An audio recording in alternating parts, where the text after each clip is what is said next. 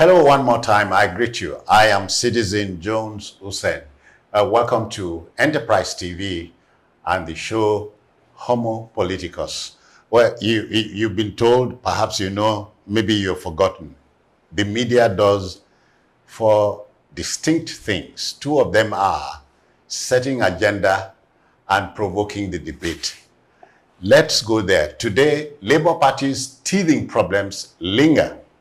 Abure and Apapa factions align to fight Nigeria Labour Congress and frustrate Peter Obi's political fortunes. You know, as a zero-sum enterprise, politicians hardly ever forgive themselves, and even when they bury the hatchet, the handle is left intact. News coming out of the Labour Party is depressing, whereas the dogfights between Julius Abure, National Chairman, and Lamidi Apapa, Deputy National Chairman, South, have closed ranks. The twosome have closed ranks, I can tell you again, for the sake of giving the Nigeria Labour Congress, NLC, a bloody nose and giving the party's presidential candidate in the 2023 general elections, Peter Obi, a dented political fortune. Coming into the fray, even as they appeal to the younger generation of Nigerians, plus a promise of a new deal, it is disheartening that the Labour Party can yield to the vagaries of the Nigerian system. Now, let's have a conversation, please. My conversationalists this morning are known to you, so but then let's meet and greet them. Cyril Abako remains the ebullient, easygoing gentleman who knows his subject. He's a broadcaster and communications expert. Cyril, I greet you. Welcome. Thank you, Citizen Jones. I'm glad to be here. Cyril is joined by the unputdownable Emeka Madunagu, journalist, national affairs commentator. Emeka, I greet you. I greet you so much, yes. Yeah, so gentlemen, the story we are dealing with today is not new to you, or is it? It's not. It's not. As a matter of fact, we've seen this happen time and again. In fact, it casts a pall of deja vu, if you like, because this is like two enemies having a common enemy and finding a reason to become friends over that enemy. Otherwise, the enemy of my enemy is a friend. In fact, so we now have four people in the picture. In the picture. Oh, the Abure faction, Apapa faction, P2B as an individual, and Nigeria Labour Congress. So these four, you know, they say it takes two to tango. Yeah. When it is taking four to tango all at once. I pity the turf. But to face the matter squarely, you will find that Apapa and Abure, in closing ranks or joining ranks, it would now seem that Apapa has accepted the leadership of Abure. That's the ostensible implication. Yeah. Although we also understand it was Abure that reached out to Apapa and his spokesman, Arabambi, to say, do you guys want to come together? The man that was your enemy has become my enemy also. and there's no hiding the facts. There's not hiding the fact that now the two camps, Abure and Apapa, have come together to fight both P2B and the NLC. No wonder David Frost, but if you are father to more than one child, you are a football referee. Of course, again, because now you see where we are. Not the best of places. We can take this matter from many angles. We would have in textbook democracy, when you have a government in power, there should be people who are able to give an alternative side to things. Loosely called an opposition. Yeah. But at the same time, you must not forget the president's men. Of course. But again, now you see that in what the Labour Party is doing is to deconstruct and dismantle and dislodge P2B completely. They went ahead to say that even the Obidati campaign, whatever, is now officially gone. And that all you have is former presidential candidate, former governorship candidate, and then aspirants. Yeah. So it's like saying, what are to take to, even if it means our party's own odds at the polls are dimmed, so be it. But as far as I'm concerned, P2B and the NLC are out of the picture. That's where they're really going. Emeka, my country, your country is a country of conspiracy theories. The theories are as many as a conspiracy, as the authors of the theories. So we are here. Yeah. The interesting thing is that, all of this, there's been a build-up to it. Was it last month that the Labour Party tried, said it to set up a directorate for the obedience. And then the obedience replied them that nobody can box them into a directorate, that they are not politicians, but Nigerians who desire a better deal for the nation. And so I think that hit them very hard. And then Kenneth Okonkwo, one of Peter Obi's spokesmen, has also, made allusions to the fact that he might leave the party due to, certain things that he felt were not, irreconcilable in place. So his story came out, because Kenneth Okonkwo denied it, that he was thinking of going back to the APC, and he denied it. So all of these things are just for positioning ahead of 2027. Governance is being relegated to the background. And you can see that Peter Obi has become a buzzword in Nigeria. Anybody, any editor who doesn't have a story or something will just send his reporter, go and look for somebody who will abuse Peter Obi. And then he can even make it his headline. It has become a buzzword, So we are no longer, the media is also complicit in all of this because we are not setting the agenda. We are not discussing issues. What we are doing is that where it favors us, we align that way. Then if tomorrow somebody with a bigger treasure trove, comes our way, we plutocrat. Yes, we bend the other way. A hijacker. Yes, and then, so carpetbaggers. Yeah, so all I do know is that, well, all of this is just a waste of time.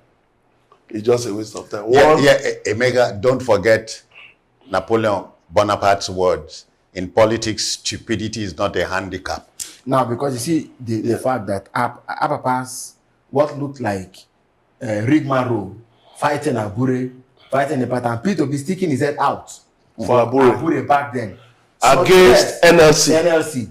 And which made Apapa look like he was the one doing the very wrong things. Everything he said was against Peter Obi and so on and so forth. Now he is what you call, using the word you threw off from Napoleon.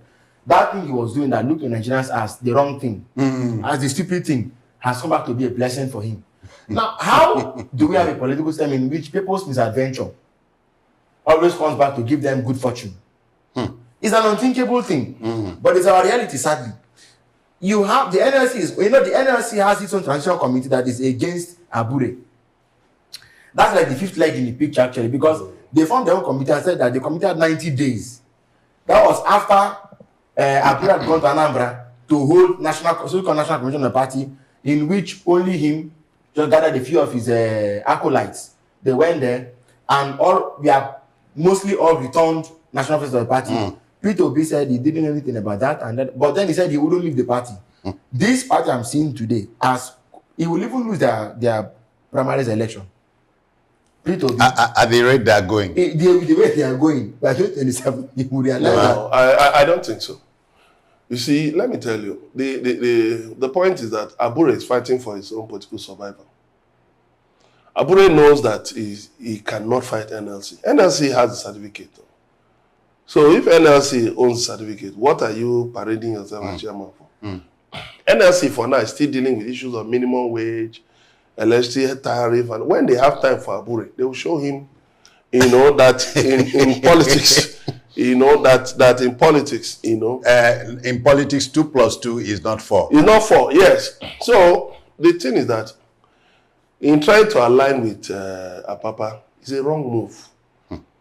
I'm surprised that Abure, look at what they say. I'm surprised. I'm not disappointed. Because let me tell you, in Nigerian politics, anything is possible. Emeka, let me tease you a little. In all of this, the bystander, the everyday Nigerian, will be looking at, if you remember, let me quickly take you to England, when Michael Dinglefoot, you remember, gave Margaret Thatcher then Wahala. And the Baroness said, to have Michael pee from the outside into the inside, does not pay us. Let's bring him in. He was brought in. So are you looking at a fifth columnist here? You think what's happening in the LP and with the LP today is not instigated? No, you see, what I'm saying is this. It's instigated and it's not instigated. Instigated by people who are battling for survival. They want to remain in control of the Labour Party.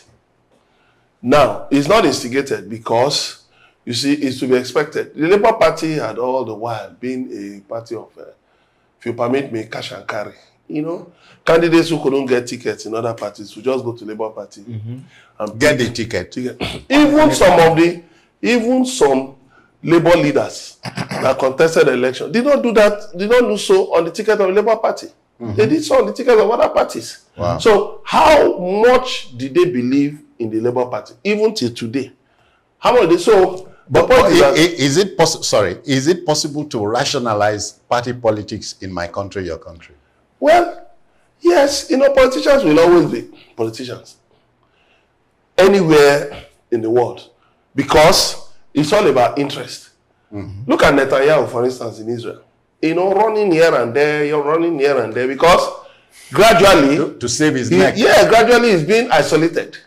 The more he moves against Hamas, the angrier some of his former supporters now is going towards Hezbollah in Lebanon. In fact, I think the only thing that just remains is for them to just get up one day and ask him to resign. So it's like that all over the world. Opposition people are calling for election. You see, Snap election. Even within. So for these guys, I pity them because one, the primary base of Labour Party is as a base of Nigerian workers, 22 million Nigerian workers. If it's not more, if you add the informal sector, you may be talking about, about 150 million Nigerians. So that is the primary base of the Labour Party. So if you say you're going to fight NLC, to whom these workers owe their loyalty, then where will you be expecting to get votes for your party? And by the same token, hoping to frustrate Peter Obi's political fortunes. Well, don't you think their hands aren't too full already? No, you see, that's why I say these people are just battling for survival. They can't frustrate anything. Because there are even rumors that Peter Obi is likely to return to PDP. So that exactly where let me add this. He's likely to return to PDP. So which Peter Obi are you trying to frustrate? Okay, the same people who are castigating Peter Obi, are now deploying. What do they say? What do they say is Peter Obi's sin? Well, maybe serious. Go ahead on that. Frankly, the man's meteoric rise and the enigma he became. Yeah, is not something we've seemingly seen overnight. Yes, exactly. Is something we've seen in our country's recent political history. Let's look at all those who have run for president since 1999. You had Obasanjo and Olufalaye. Clearly, Olufalaye was the more intellectual, but then Obasanjo won the election. Again, if you went to the PDP, within the PDP, some would tell you with the aid of the jackboot. Oh no, but of course yes. Within the PDP, Alex Okomeke was clearly a better candidate. But again, Obasanjo, the jackbooted him from a very long distance into Aso Rock.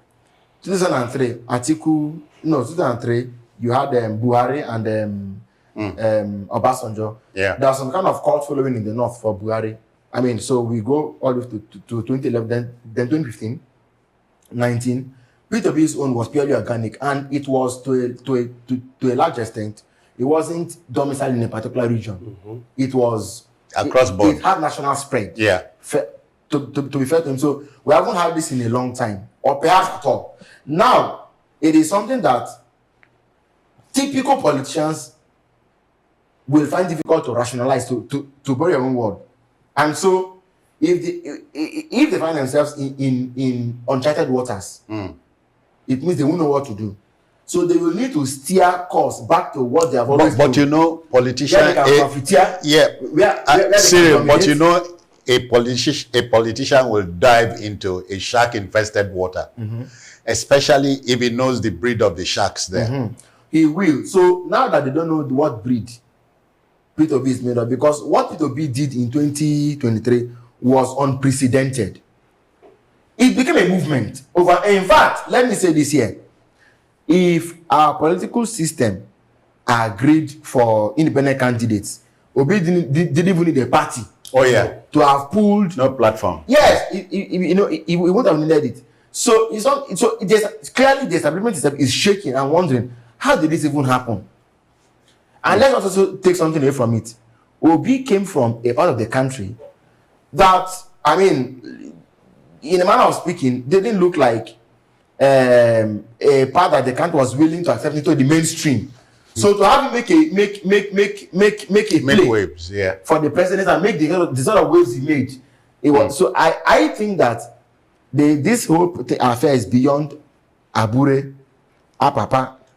All right. And even the NLC. There must be the unseen hand of people outside of the party who are glad to have this puppet show, this circus, just until P2B perhaps realize that he cannot stay in this water anymore. Emeka, as we begin to take this discussion home, the coming days are interesting. They are interesting ones. Yeah, and as somebody said, may we live in those interesting times. Yeah, like I said, there's a build-up. These fellows are out to survive in the shark-infested waters. They are trying, but the game they are playing will bounce back on them because you are dealing with professional politicians. You are just administrative officers. But is it easy to wave Abure and Apapa aside? Well, they are leaders of a political party. Let me concede that to them. But you see, there are people who own parties in Nigeria. You know, parties don't just exist. There are owners of parties. And then there are the heavyweights. P2B in his own right is a heavyweight. He has a solid movement called the Obedience behind him. So there have been discussions over whether the Obedience should coalesce into a political party or whether, and you know the funny thing, first of all, the coming Edo elections is where Abure and Apapa will see that they are featherweights. Because already, P2B was in Benin. He took Apata. He took Apata. He took him to the Oba of Benin. But Emeka, I agree. But the Oba has one vote, and the Oba traditionally, just as a Oba is not Edo. No, I'm not even talking about the influence of the Oba. What I'm saying is that how the Labour Party react to it now, because of the schism in the Labour Party, Apata doesn't stand a solid chance. The youths are rooting for him. But now, it appears more like people are looking at, okay, do we push our support to PDP? Likely, with the rumors we are hearing that P2B might return to PDP. Should we waste our votes on Apata? Why don't we back the PDP? So that we don't back the wrong horse, so that we don't, miscalculate. No wonder Otto von Bismarck will remind you and I that a politician is a dealer in hope. Yes, of course. They are always very hopeful. Like you said, they will see the shark-infested waters. That won't be the reason why they won't fly into it. They see trouble and it won't be the reason why they won't, they won't make an approach. They want to go there. They want to go there and see what's in it. So 2027 is still a long way off. For people to be straining themselves over 2027, I think it's just a waste of time. Like I say, Edo, PDP will win Edo. It's a matter of fact. PDP will win Edo. The other elections... before the elections or after the elections? No, PDP will win the governorship election in Edo. I'm predicting that. Ondo, APC will win. Hold on. Yes. Edo, PDP to win before, during, or after elections? During the elections. Let's wait I'm talking like a political pundit.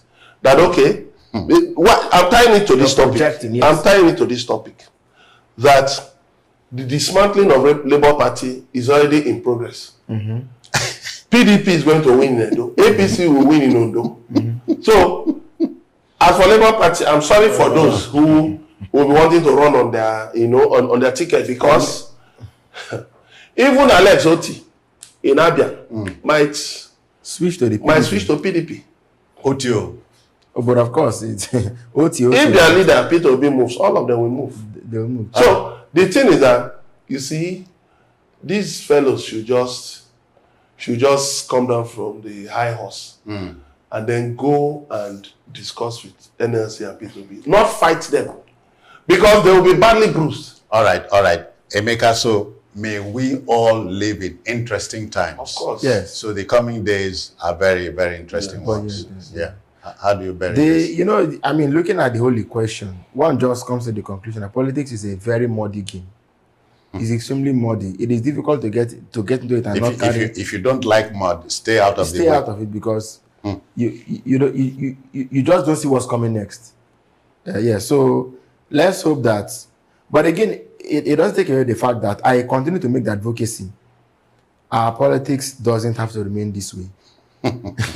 Men of reason ought to arise and go into that space and sanitize it to a good extent. Let's play politics of values and of ideology, and not of big manism and plutocracy. Hopefully, when we borrow that sense, we will begin to coast home and coast to safety. All right, folks. This will just about do it. Let's apply the brakes here, but not before thanking Emeka Madunago. Emeka, you will come back again? Yes. Cyril Abaku, we'll see you again. Most definitely. Of course. All right, so the debate, let it continue from your part of town, but I do wish Abure, Julius Abure, Lamidi Apapa, and Peter Obi, I do wish them well. And so the coming days are interesting. I want to see them. Bye-bye now. On behalf of the Backroom Boys, this is Citizen Jones Hussein saying thank you and bye-bye now. Thank you.